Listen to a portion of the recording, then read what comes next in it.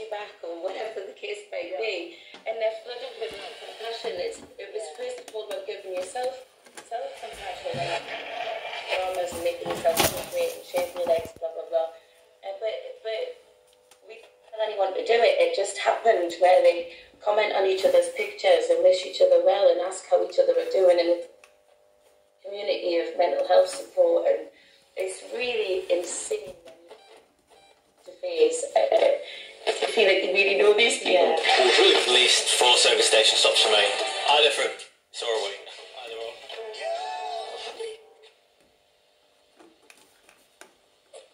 A little bit.